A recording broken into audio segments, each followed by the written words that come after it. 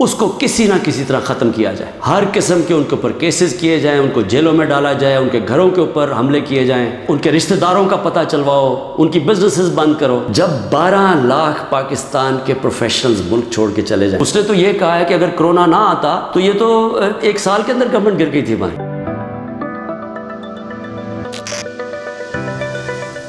جو بجوڑ کے اندر دہشت گردی کا حملہ ہوا, جس میں ابھی پتہ نہیں چل رہا لیکن 40 شہادتیں ہو چکی ہیں اور کہتے ہیں 50 لوگ اس وقت بری طرح زخمی ہیں. تو میں ساری قوم کی طرف سے ان کے گھر والوں کے لیے, ان کی فیملیز کے لیے, بچوں کے لیے, ان کے بڑوں کے لیے, ماں باپ کے لیے جو شہید ہوئے ہیں, ہم سب آپ کے لیے دعا کرتے ہیں کہ اللہ آپ کو ہمت دے, طاقت دے, صبر دے اس مشکل وقت سے گزرنے کا, اور ساری قوم آپ کے ساتھ ہے. جب ساری آپ کی resources, intelligence agencies, security forces, ان کا صرف ایک ہی مقصد ہو کہ ملک کی سب سے بڑی جماعت اس کو کسی نہ کسی طرح ختم کیا جائے, ہر قسم کے ان کے اوپر کیسز کیے جائیں, ان کو جیلوں میں ڈالا جائے, ان کے گھروں کے اوپر حملے کیے جائیں, ان کے رشتہ داروں کا پتہ چلواؤ, ان کی بزنسز بند کرو, اور کسی نہ کسی طرح ان کو ختم کرو. جب ایک حکومت کا ساری توجہ ادھر آ جاتی ہے تو وہ کیسے, جو نظر آ رہا ہے کہ دہشت گردی بڑھتی جا رہی ہے, وہ کیسے اس کا مقابلہ کرے گی؟ 636 ایک سال میں پختونخوا میں صرف دہشت گردی کے واقعہ ہوئے ہیں, جس میں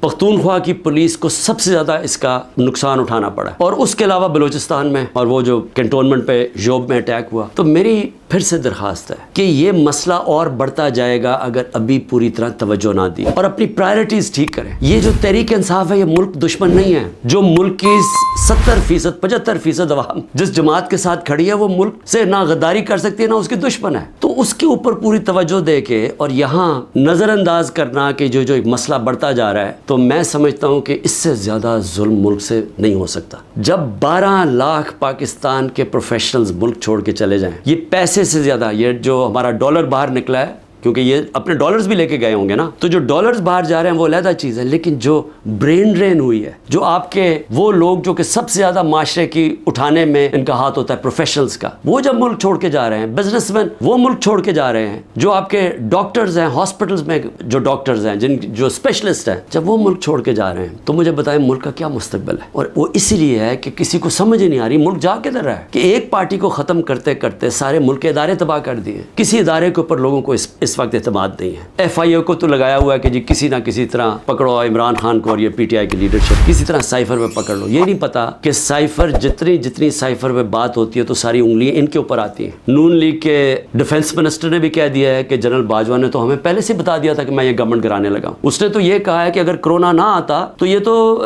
1 سال کے اندر گورنمنٹ گر گئی تھی ہماری, اور پنجاب تو وہ پہلے گرانا چاہتے تھے, اس کے بعد کہتے تھے تم سینٹر بھی لے لو. ہمیں تو یہ پتا تھا کہ سازش ہوئی ہے. لیکن یہ بھی ایک اور سوال اب اٹھتا ہے کہ کیسے کوئی آدمی جو گریڈ 22 کا ایک آفیسر ہے, کیسے وہ کس فورم پہ فیصلہ کرتا ہے کہ کون سی حکومت رہنی چاہیے, کون سی جانی چاہیے؟ کیا بند کمرے میں اتنا بڑا فیصلہ ہونا چاہیے جس کی اتنی بڑی قیمت قوم ادا کر رہی ہے؟ آج 14 مئی کو پنجاب کے الیکشنز کانسٹیٹیوشن کے مطابق سپریم کورٹ آرڈر کرتا ہے, گورنمنٹ مانتی نہیں ہے. اسی وقت مجھے ویسے افسوس سے کہنا پڑتا ہے کہ سپریم کورٹ کو اس وقت اپنی ریٹ قائم کرنی چاہیے تھی.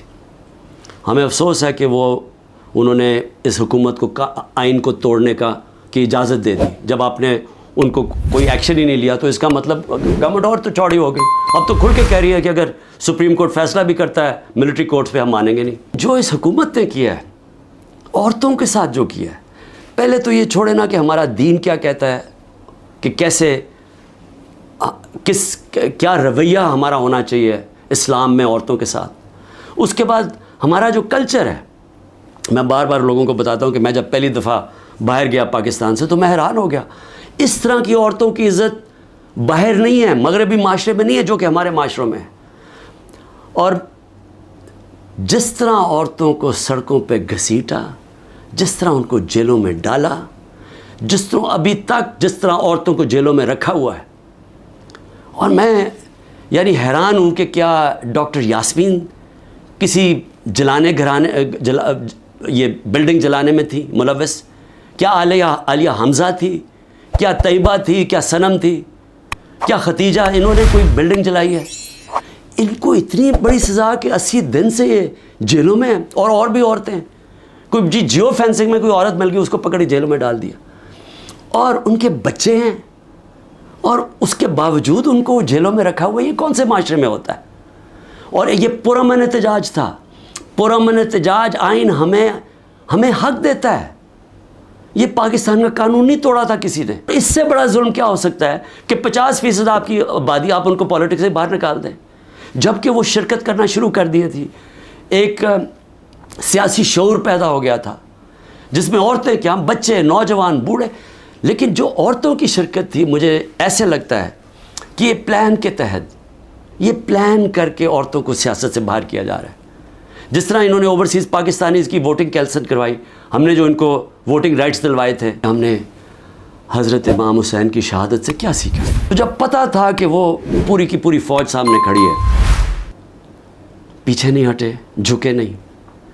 اور جو ان کی شہادت تھی، جس طرح علامہ اقبال کہتے ہیں کہ صدیوں تک مسلمان جب کھڑا ہوتا تھا ظلم کے خلاف، غلامی کے خلاف، تو وہ لا الہ الا اللہ اور امام حسین، حضرت امام حسین کی جو شہادت تھی وہ ہمیشہ یاد رکھتا تھا. وہ جو پتہ ہوتے ہوئے ایک انسان کو کہ ہم جیت نہیں سکتے، یعنی کوئی میری موت ہے، میں یہ جو اب کھڑا ہوں اسٹینڈ کے اوپر تو میں زندہ نہیں رہوں گا، اس کے باوجود وہ عشق کتنا ہوتا ہے اوپر والے کے ساتھ کہ وہ کہتا ہے کہ میں یہ کوئی نہ سمجھے کہ میں خوف کے بت کی وجہ سے کسی کے سامنے جھک گیا ہوں. اور یہ ہوتا ہے کہ جو انہوں نے بیج بو دیے کہ ہمیشہ مسلمان دنیا میں ظلم کے سامنے جب لوگ کھڑے ہوتے ہیں تو ان کو یاد آتا ہے وہ اس قربانی کا. یزید نے کیسے یہ ظلم ہونے دیا تھا، وہ کیوں کامیاب ہوا؟ کیونکہ کوفہ کے لوگ اتنے خوف زدہ تھے. اس نے اپنا ظالم گورنر کو رکھا تھا، اس کے ظلم کی وجہ سے وہ اتنے سہمے ہوئے تھے، وہ اتنے ڈر گئے تھے یزید کے ظلم سے کہ وہ نکلے نہیں. انہوں نے اتنا بڑا ثانیہ اسلام کی تاریخ میں ہونے دیا اور وہ ساری زندگی پچھتاتے رہے. میرے پاکستانیوں، یہ یاد رکھیں، یہ جو ظلم کیا جا رہا ہے، آپ کے اوپر خوف ڈالا جا رہا ہے کہ یہ جی وہ جیل میں پکڑ لیں گے، وہ گھر توڑ دیں گے، وہ یہ کر دیں گے، وہ مار دیں گے، وہ ویگو ڈالا آ جائے گا. آپ اس سے اپنے آپ کو آزاد کریں. یہ جس وقت آپ نے یہ فیصلہ کیا کہ ہم رائے حق کے اوپر کھڑے ہیں، ہم ظلم کے سامنے نہیں جھکتے، ہم اپنی آزادی لے لیں گے. میرے اوپر 180 سے اوپر کیسز ہیں. میں پچھلے 2 مہینے میں تقریباً 350 مختلف کیسز کے اندر عدالتوں میں جا چکا ہوں. ایک دن میں 19 کیسز کا میں نے سامنا کیا اور میں یہ کرتا جاؤں گا. ہو سکتا ہے کہ میں نہ کر سکوں یہ مجھے جیل میں، کیونکہ پوری کوشش کریں جیل میں ڈالنے کی، میں اس کے لیے تیار ہوں. لیکن میں یہ بتانا چاہتا ہوں کہ یہ جو مرضی کر لیں، میں کھڑا ہوں. میں کسی صورت یہ ان کے حربوں کی وجہ سے، ان کے ظلم کی وجہ سے میں کسی صورت ان کے سامنے جھکوں گا نہیں. اور میں یہ چاہتا ہوں آپ بھی، ساری قوم فیصلہ کر لے کہ ہم یہ ظالم کے سامنے نہیں جھکیں گے اور انشاءاللہ ہم آزاد ہو جائیں گے.